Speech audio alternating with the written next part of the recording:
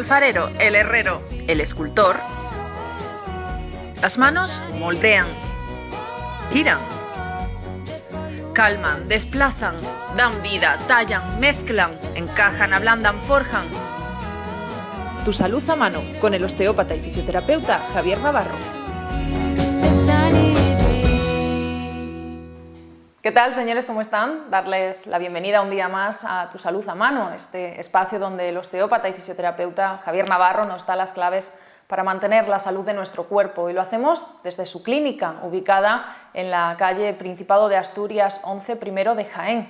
Hoy queremos hablar de una dolencia cuanto menos conocida, la hernia de disco. Javier, lo primero, ¿qué es un disco? Bueno, pues mira, Patricia, un disco es el medio de unión de una vértebra con la otra. Entonces, realmente los discos, como hemos hablado también en otros programas anteriores, tienen la misma estructura que un menisco, por ejemplo. Es muy parecido. Lo que pasa es que son mucho más resistentes. Aquí he traído una pequeña muestra de cómo son varias vértebras y cómo tenemos entre medias los discos vertebrales. Los discos vertebrales, como bien me has preguntado, son una estructura muy dura, está llena de anillos concéntricos que hacen que si la fuerza de presión que tuviéramos durante toda nuestra vida fuera en la misma zona, realmente estarían preparados para nunca sufrir una hernia de disco. ¿Pero qué pasa? Pues que con el paso del tiempo pues hacemos 1000 posturas inadecuadas, nos mantenemos mucho rato sentados, tenemos la posición del cuello hacia adelante, cuando estamos con una pantalla del ordenador, con el móvil, muy frecuente también. Entonces eso va haciendo que la fuerza vaya cambiando de carga, se va repartiendo mal y por lo tanto pues puede provocar una sobrecarga. ¿Y qué tenemos detrás? Pues nada más y nada menos que nuestra médula. Entonces de la médula salen siempre 2 pares de nervios en cada nivel, y claro, pues cuando el disco falla y sale como un abombamiento que puede ser una protusión, y cuando se rompe una hernia y está tocando una raíz nerviosa, pues cuando empieza a dar síntomas, ¿vale?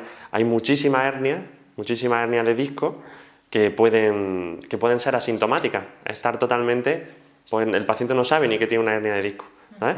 Pero un disco, en definitiva, viene a ser un amortiguador de nuestra columna.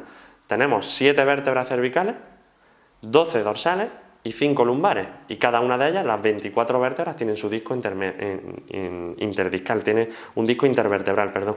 Entonces eso va haciendo que con el paso del tiempo, pues claro, pueda irse desgastando con el uso y provocar una patología.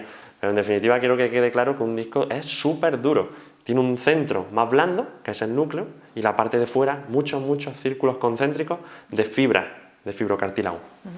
Decía yo que cuanto menos conocida la hernia de disco, porque no es extraño, todos tenemos algún familiar que sufre una hernia, porque es la patología más frecuente, no sé si la única, de un disco, ¿no? La hernia de disco, la protusión, son las patologías que tiene un disco, ¿sabes? También, lógicamente, la discartrosis, que es una artrosis discal, en definitiva viene a ser una deshidratación, un desgaste de esos amortiguadores, de esos fibrocartílagos que son los discos vertebrales. Entonces, la patología reina es la hernia de disco, y en muchos casos se hace un mal diagnóstico, una mala valoración, porque tendemos, vamos a meternos todos, los profesionales sanitarios, a decir: me duele el cuello, por ejemplo, le hago una resonancia, tiene hernia de disco, tu dolor del cuello es de la hernia de disco. No es siempre así, ¿vale? No hay que tratar pruebas, hay que tratar personas. Y cada persona es un mundo. Entonces tenemos muchísimos pacientes que están totalmente estabilizados, continúan con la hernia, pero sin síntomas desde hace muchos años, porque hemos conseguido estabilizar esa columna, hemos conseguido estabilizar esa persona. Entonces, realmente la hernia de disco es muy frecuente, pero hay que diagnosticarla bien y saber la causa, el origen, y para eso pues vamos a hablar de los diferentes síntomas que produce, para que estemos un poquito en alerta. Precisamente por esos síntomas son muchos los pacientes que llegan creyendo que tienen una hernia para tratarse una hernia de disco aquí a la clínica, Javier Navarro. Sí, la verdad es que sí, porque puede parecer que tengamos una hernia de disco. De hecho, claro, tenemos que descartarlo porque los tratamientos varían mucho. De que haya un disco que falle a que no haya un disco que falle y que sea una patología pues, estructural, por ejemplo, de la propia vértebra, o que sea una patología muscular, que también lo hay, que era la neuralgia, pues realmente va un mundo. Entonces, hacemos una buena valoración, vemos al paciente pues, de pie. Si, por ejemplo, si nos centramos en una patología lumbar, es decir, la hernia de disco lumbar, que es la típica porque el paciente viene con dolor, señalándose dolor local, quemante, hiriente en la zona, normalmente localizado en un lado, o en el izquierdo o en el derecho, y cuando hay una hernia de disco en las lumbares, casi siempre hay una patología ciática. La típica ciática, ¿no? La ciática es un dolor del nervio ciático, que tiene varias salidas, tiene 3 salidas, se unifican en una y bajan pues, por la pierna abajo. Casi siempre suele dar dolor por la parte posterior de la pierna. Puede llegar hasta el pie, hasta los propios dedos de los pies, sobre todo el dedo gordo y algunas veces también el pequeño, depende de la ramita que coja nerviosa. Pero entonces, claro, hay que hacer eso, pues, estudiar al paciente de pie, sentado, tumbado boca arriba y boca abajo, si podemos, porque algunas veces que los casos son tan agudos que el pobre pues, no se puede mover. Entonces las valoraciones hay que hacerlas lo más completas posible. Y eso, y entonces en muchas ocasiones pues, viene de un músculo que se ha quedado contraído, en concreto y muy famoso el piramidal, que es un músculo del glúteo, del cachete, para que lo entendamos todos, y en esa zona cuando se pinza es como una sensación de bocado. Como me dicen, que parece que tengo ahí un perro que me está mordiendo, es muy típica la expresión que me comentan nuestros pacientes. Entonces, bueno, ese dolor ahí hiriente, quemante en la zona glútea puede ser síntoma de que venga una hernia de más para arriba. Y a mí también me gusta, como hemos comentado otras veces, hablar con ejemplos que creo que la gente se lo entiende mejor. Y realmente el dolor, aunque pueda venir por la pierna, muy típico de la cara lateral de la pantorrilla o parte posterior del muslo, eso es la mancha de humedad. La mancha de humedad se puede extender por toda la pierna, se puede extender por todo el brazo, pero realmente, ¿dónde está la tubería rota? La tubería rota pues, puede estar en la zona cervical o puede estar en la zona lumbar. Tratar la mancha de humedad realmente es un poco pintarla, ¿no? Hay que tratar el origen. Entonces, en muchas ocasiones, pues nos cuesta, claro, es lógico, darle al paciente las explicaciones adecuadas para decir el por qué no le estoy tratando en ese momento la pierna, si a él le duele la pierna. Entonces, estamos tratando de la espalda. Pero, claro, cuesta un poquito de trabajo entender que nuestro cuerpo esté todo tan unido y que haya conexiones a través de cables que son los nervios. ¿Y cuáles son las alarmas, precisamente, que da nuestro cuerpo de que una hernia, se nos puede estar produciendo una hernia? Bueno, sobre todo tenemos que echar la mirada atrás desde cuándo nos viene algún tipo de dolor, ¿vale? Porque un dolor recurrente en la zona cervical, un dolor recurrente en la zona cervical, porque una hernia no sale de un día para otro. Nunca sale una hernia de un día para otro, a no ser que estuviera el disco muy desgastado y hay un accidente de tráfico, por ejemplo, una caída de un caballo, una caída de culo desde una cierta altura, una caída de espalda, también puede provocar una hernia repentina, pero son los casos más raros. La hernia de disco va progresivamente. Entonces echamos un poquito la mirada atrás, ¿desde cuándo me viene a mí este dolor? Que a lo mejor no le estoy haciendo caso hasta ahora, que ya me está limitando más. Si llevas ya un cierto tiempo, si llevas meses, años, puede haber ya un disco deteriorado. Un disco deteriorado, pues como puede ser un abombamiento, que es una protusión, o una hernia de disco, que es ya el disco que se ha roto. Se ha roto ya el anillo fibroso que lo protege y entonces ya está saliendo el material de dentro del disco. Entonces, dolor de tiempo, puede ser ya consecuencia de una hernia de disco. ¿Qué más? Hormigueo. El hormigueo es también frecuente. Si es cervical, hormigueo en el brazo. Una sensación de hormigueo, de parestesia, que se llama, e incluso de falta de sensibilidad, que te das con una... Uy, no noto ciertas zonas. Esos son signos de alerta. Son signos de alerta. No noto la mano, o noto media mano, ¿sabes? Me noto un hormigueo en estos dedos, es típico los de la pinza, o noto un hormigueo en estos dedos, también es frecuente, depende. Falta de fuerza. Hemos tratado recientemente también un caso clínico de un paciente pues, que no le dolía nada, pero el brazo lo subía, le hacía mínima fuerza y se le caía. Eso es síntoma de un atrapamiento nervioso. Entonces, claro, se le mandan las pruebas específicas y efectivamente comprobamos que hay una hernia de disco que está atrapando el nervio. Entonces, el hormigueo, falta de fuerza, parestesia, el dolor continuado en el tiempo puede ser síntoma de una hernia de disco. Y luego en las lumbares, En las lumbares también es muy frecuente, pues signos parecidos, parestesias, pero ya en la pierna, falta de fuerza, al subir escaleras, se nos dobla una pierna muy frecuentemente, incluso nos caemos. Nos levantamos de la cama, se nos doblan las rodillas, eso puede ser signo de eso. Y luego dolor, calambre, quemazón. Algunas veces se describe también como si te estuvieran arrimando un mechero o algo muy caliente en la zona, un quemazón ahí, un constante, un run run, en la parte de la cadera o de la pierna, en una parte lateral de la pierna también o del pie, es frecuente, todos esos síntomas.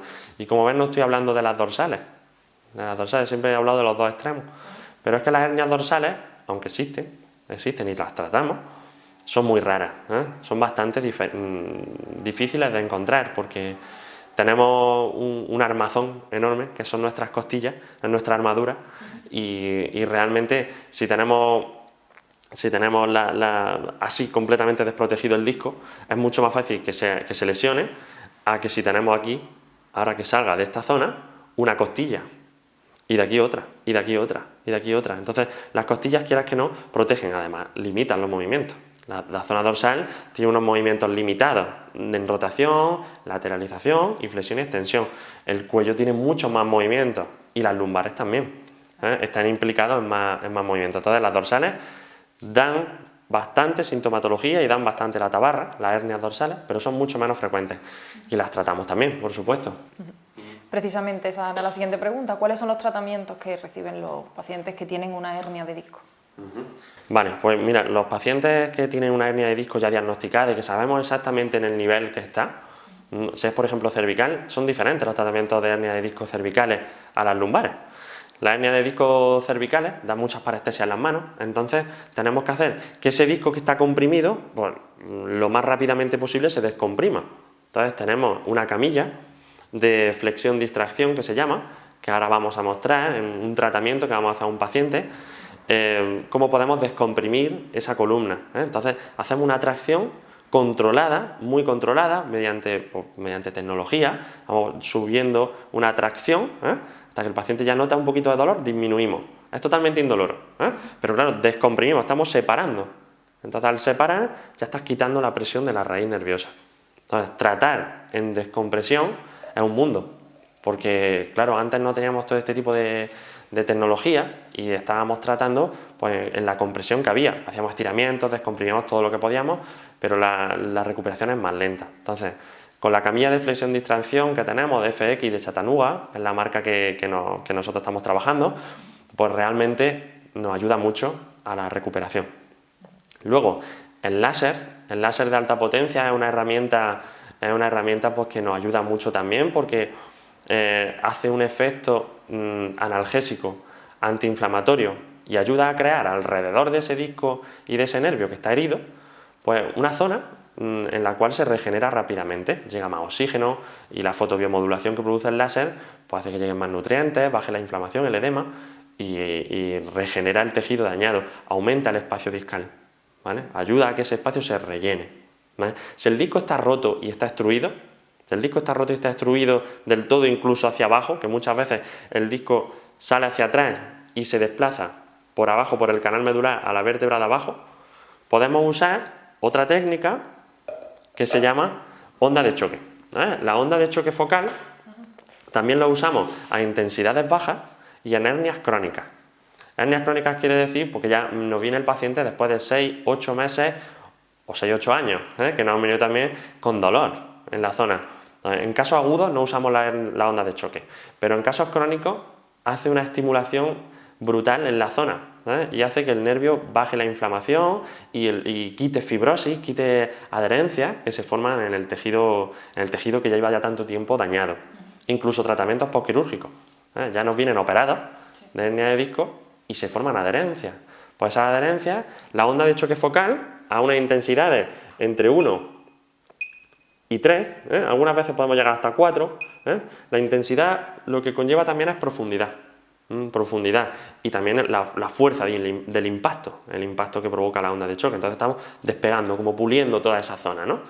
Y la verdad que nos ayuda mucho a la onda de choque focal, localizando muy bien la hernia extruida, si lo colocamos en la parte posterior, en la zona, entrando por un lateral, ¿sabes? Eso va haciendo un impacto, va haciendo una estimulación de esa zona, siempre a frecuencias, a intensidades bajas, en la hernia extruida y crónica, nos da muy buenos resultados. Entonces, láser, la camilla de flexión de distracción, la onda de choque, la osteopatía, por supuesto, que son mis manos y nuestras manos las que forman la clínica, y es lo que más me gusta y lo que me gusta recalcar, que a mí me gusta trabajar con las manos y es mi pasión, pero las herramientas que tenemos pues nos ayudan a recuperar antes al paciente, ¿vale? Porque antes pues tardábamos más y ahora pues tardamos menos, ¿eh?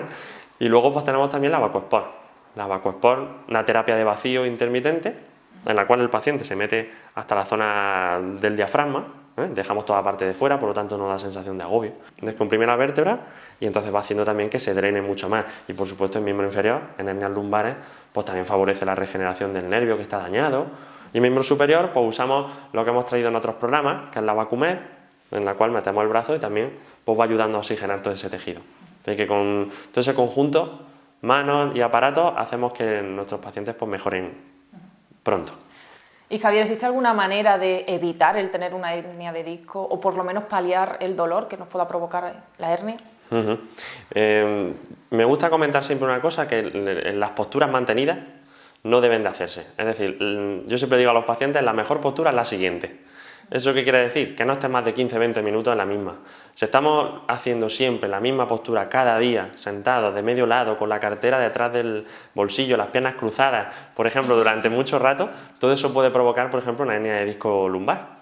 Y en el cuello igual, siempre las posturas mantenidas pueden provocarlo. Es decir, cambiar de postura de forma sana viene muy bien, y luego también, pues vuelvo a lo mismo que digo en otros programas, una buena hidratación. Si es que el disco vertebral es casi todo agua, ¿sabes? Es fibrocartílago y tiene un anillo fibroso, pero tiene mucha agua. Hidratarnos bien, si no, se va a ir deshidratando y provoca pues, la discartrosis, por ejemplo, o la hernia de disco o la protusión, ¿vale? Y hacer ejercicio para que la musculatura estabilizadora de nuestra columna también nos ayude a que ese disco no tenga tanta carga y que se reparta entre los demás tejidos que hacen que esa columna esté estable. Hacer ejercicio, ¿vale? Hacer ejercicio para flexibilizar la columna, que ahora vamos a mostraros pues, unos cuantos ejercicios que podemos hacer para evitar ese dolor, sobre todo a nivel lumbar y algunos a nivel cervical, y se lo vamos a mostrar a nuestros televidentes.